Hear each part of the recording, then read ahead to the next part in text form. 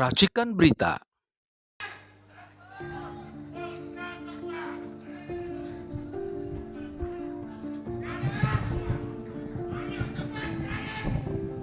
Bismillahirrahmanirrahim. Assalamualaikum warahmatullahi wabarakatuh. Bapak Ibu sekalian, satu hal yang saya percaya bahwa Anda terpanggil di sini karena 5 hal. Pertama, Anda tertindas. Yang kedua, Anda merasa dizalimi. Yang ketiga, Anda merasa dimiskinkan. Yang keempat, Anda tidak merasa, tapi saling diperlakukan, dihina. Yang terakhir, sesungguhnya bangsa ini harkat martabatnya sedang melorot. Mari kita lihat beberapa peristiwa yang saya sebutkan sebagai kondisi bangsa ini sedang melorot. Bapak sekalian, kemarin terjadi pembicaraan penting antara Xi Jinping dengan Antony Blinken soal bagaimana Cina tidak terlibat dalam kegiatan penguatan di Kuba. Pada saat yang sama, Amerika marah karena Bashar al-Assad berdialog dengan Erdogan dalam rangka mengatasi pemberontakan. Pada saat yang sama, Amerika menghadapi serangan-serangan drone di Ukraina. Saat yang sama terjadi pembicaraan di Singapura, Indo-Pacific Treaty Organization, dan bangsa ini tidak jelas mau kemana.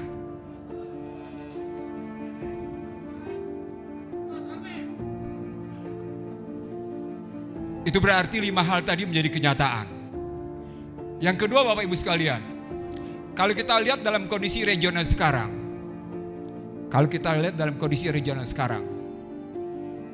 kehadiran TKA pada hakikatnya adalah bertentangan dengan pasal 27 ayat 2 Undang-Undang Dasar 45. Karena pasal 27 ayat 2 menyatakan tiap-tiap warga negara berhak atas pekerjaan dan penghidupan yang layak bagi kemanusiaan. 27 ayat 2 tidak bicara tiap-tiap penduduk. 27 ayat 2 menyatakan tiap-tiap warga negara. Dan kita saksikan adalah sebagaimana tadi data muncul tentang meningkatnya pengangguran. Sayangnya pengangguran dalam konstruksi tadi adalah konstruksi ekonomi, bukan konstruksi sosial. Bapak Ibu sekalian, kalau kita hadapi sekarang situasi di mana kemudian rakyat diam menghadapi ketertindasan, menghadapi kezaliman, menghadapi penghinaan, menghadapi melorotnya harkat martabat, maka kata kuncinya satu. Tidak ada yang tidak terkooptasi. Tidak ada yang tidak terbeli. Maka Anda yang hadir di sini adalah Anda orang-orang yang tidak terbeli. Tanya pada diri sendiri, apakah Anda terbeli atau tidak? Maka kalau Anda menyatakan Anda tidak terbeli, hadapi 2024 dengan situasi yang sesungguhnya lebih mengerikan dari yang sebelum-sebelumnya. Pertama, perjanjian antara Kementerian Kesehatan dengan Bill Gates itu mensahkan bahwa tahun depan akan ada pandemi yang lebih mematikan dari COVID-19.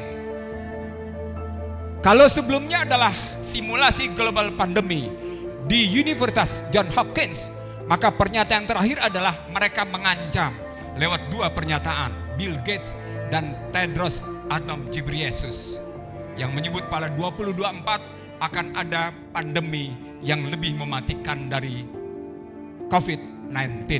Pertanyaan, adakah pemerintah siap melindungi bangsanya? Apa buktinya? Bila Anda bilang tidak? Undang-Undang Kesehatan Omnibus Law itu malah sesungguhnya sedang diserahkan kedaulatan kesehatan itu kepada dunia internasional. Saya ulang, RUU Omnibus Law Kesehatan itu malah sedang menyerahkan kedaulatan kesehatan, sedang diserahkan ke panggung internasional. Dan itu berarti Anda tunduk pada International Health Regulation yang diamandemen oleh Amerika dan akan berlaku segera pada 2024. Yang pertama, saya tidak melihat ada satu unsur komponen bangsa ini yang betul-betul merespon apakah kita akan makin tergadaikan atau tidak. Hampir seluruh hajat hidup orang banyak di negeri ini sudah tergadaikan. Cuma tinggal satu, sektor kesehatan. Indonesia menerapkannya dari Peduli Lindungi menjadi Satu Sehat. Saya ulang, Indonesia mengubahnya dari Peduli Lindungi menjadi Satu Sehat. Satu Sehat adalah kata jiplak dari One Health. One Health diambil dari Badan Kesehatan Dunia dan itu mengaplikasikan bahwa seluruh masyarakat dunia harus tunduk pada ketentuan-ketentuan Badan Kesehatan Dunia. Tidak terkecuali Indonesia. Dan itu berarti tidak ada negara berdaulat di bidang kesehatan. Catatan pertama. Catatan kedua, dalam waktu singkat akan berlaku central banking digital currency. IMF sudah menyatakan di bulan Juli ini kita melakukan e-dolar. Saat yang sama, Bapak Ibu sekalian, kondisi dolar dari pengaruhnya 52%, sekarang ini cuma tinggal 39%. Saat yang sama, yuan renminbi dari 10% naik menjadi 13%. Apa artinya? Bapak Ibu sekalian, ketika mereka memaksa digital currency dengan kondisi mata uang terbuka seperti itu, sesungguhnya sedang terjadi perang perekonomian berbasis digital. Dan kalau dihubungkan dengan situasi perang yang saya sebut tadi sebelumnya, maka yang terjadi sesungguhnya adalah perang tanpa perang. Maka persoalan ke depan adalah bagaimana kira-kira bangsa ini dilindungi oleh para pemimpinnya dalam mengatasi sebuah sistem moneter yang persepsinya ganda. Persepsinya ganda. Saya tidak yakin, maaf, tidak bermaksud merendahkan, Bapak-bapak Ibu sekalian memahami betul apa yang sesungguhnya di balik digital currency itu. Karena kata kunci berikutnya adalah sebuah permainan persepsi di mana uang didigitalkan lalu ditransaksikan. Dan pada saat yang sama, hal yang ketiga, hanya satu negara yang terus-menerus menumpuk emas, yakni Amerika. Itu karenanya kajian mutakhir menyebutkan konflik tidak terjadi pada Ukraina, Rusia. Konflik tidak terjadi pada Selat Taiwan. Konflik tidak terjadi pada Laut Cina Selatan. Konflik terjadi pada Suriah. Lagi-lagi kita bertanya, apa sebenarnya maksud pembelian Mirage 2000-5 yang pada Juni 2009 sudah dinyatakan ditolak walaupun statusnya hibah. Dengan dasar pembelian sebesar 792,7 juta US dollar yang basis dananya adalah pinjaman. Juwono Sudarsono almarhum menyatakan itu tidak gratis. Itu ada biaya perantara. Bapak Ibu sekalian, dalam logika ekonomi internasional, saya ulang, dalam logika ekonomi internasional, ketika terjadi yang namanya pembelian, ada biaya transaksi. Ada biaya transaksinya namanya transaction cost. Satu. Yang kedua, kemarin disetujui juga pembelian Maung. Bapak Ibu tahu Pak Maung? Tahu Maung? Mobil tempur. Mobil tempur yang untuk sipil harganya sekitar 700 juta, yang untuk versi militer harganya sekitar 800 sampai dengan 850 juta.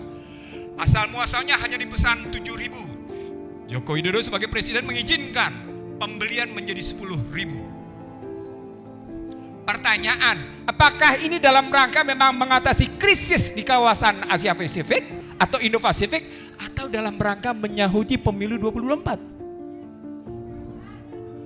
Hal Tidakkah Anda sesungguhnya sedang dibuka ada sesuatu di balik transaksi ini? Halo, apakah Anda sesungguhnya sedang diajak untuk melihat setiap yang namanya menjelang pemilu pasti terjadi transaksi besar? Walaupun kelihatannya legal, tapi pasti ada biaya transaksinya. Bapak Ibu sekalian, sebagai penutup, kalau kita merasa kita tertindas, kalau kita merasa bahwa posisi kita dimiskinkan, bahwa kita merasa dizalimi, diperlakukan tidak adil, terhina, dan harkat martabat kita menurun, dan sementara elitnya seperti itu, kesalahannya ada di mana? Tidak. Kesalahan pada dua tempat. Kesalahan sistem dan kesalahan pemimpin. Kesalahan sistem dan kesalahan pemimpin. Kalau kita mau menyebut bahwa kita bisa mengubah situasi dengan mengubah pemimpin, selama 15 tahun ini terbukti kita tidak bisa bikin apa-apa. Bapak Ibu sekalian, saya ingin mengatakan pada Anda, di dunia sana sedang terjadi kemelut amat sangat luar biasa. Sama seperti di Indonesia. Sayangnya kemelut di sana disahuti oleh para pemimpinnya dengan luar biasa. Lihat bagaimana Putin, lihat bagaimana Xi Jinping, lihat bagaimana negara-negara tetangga seperti Anwar Ibrahim, Lee Hsien Loong, atau bahkan katakan tegas-tegas bagaimana Marcos Junior punya sikap mengubah Rodrigo Guterres berpihak kembali ke Amerika. Indonesia mau mengatakan bebas aktif, tapi perilakunya banci.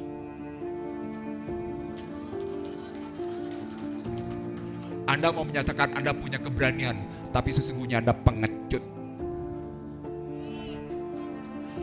Kalimat saya terakhir ini sesungguhnya terjadi sejak awal ketika Anda tampil dengan bahasa yang saya pakai sepatu, pakai baju, pakai celana yang tidak lebih dari 100.000. Maka semua kita dikecoh habis-habisan. Sama seperti dikecoh tentang Trisakti, sama seperti dikecoh tentang Nawacita, sama dikecoh tentang pembangunan ekonomi, sama dikecoh tentang pembangunan infrastruktur. Maka 2024 kita tidak perlu mengulangi false flag ini. Bahasa kerennya false flag, bahasa konkretnya Anda dikecoh. Sama seperti dikecoh tentang Kepres 17 2022 yang menjadi Inpres 2 2023. Bapak Ibu sekalian dikecoh bahwa seolah-olah seakan-akan sedang menegakkan hak asasi manusia, tetapi sesungguhnya sedang terjadi penjungkir balikan pemikiran. Pada konstruksi false flag seperti ini, yang bisa ngejawab cuma satu. Ketika politik tanpa moral, ketika politik tanpa etik, dan ketika hukum tunduk pada kemauan politik, maka cuma Islam yang menjadi jawaban. Anda boleh lihat bagaimana Marcon protes yang namanya Joe Biden dengan menyebut, "Hey Washington, Anda blunder dengan meminta Uni Eropa mendukung Ukraina." Sama seperti dia kemudian berhadapan dengan posisi bagaimana Indo-Pasifik dikangkangi habis-habisan dan berhadapan dengan kekuatan Cina. Itu berarti kita bukan sekedar butuh pemimpin yang punya integritas dan kredibilitas. Kita butuh pemimpin yang bukan cuma sekedar moralitas. Kita butuh pemimpin yang punya visi jauh ke depan. Pemimpin yang bisa menjawab bagaimana kata pembukaan Undang-Undang Dasar 45 dikembalikan sesuai dengan jiwa, semangat dan nilai-nilainya. Disitulah kata kunci koalisi aksi menyelamatkan Indonesia. Memegang teguh kata pembukaan sebagai upaya mengangkat harkat martabat bangsa. Tanpa itu kita adalah bangsa pecundang. Kita adalah bangsa beo yang para intelektualnya tidak lebih tidak kurang sebagai tukang. Akhirul kalam, saya ingin mengatakan pada Anda, berhentilah menjadi pecundang. Berhentilah menjadi beo. Berhentilah pesta pora pada tokoh-tokoh tertentu yang mau dibawa kemana negeri ini? Berhentilah pada mulut manis. Berhentilah pada penceritaan. Karena yang dibutuhkan adalah kesejatian.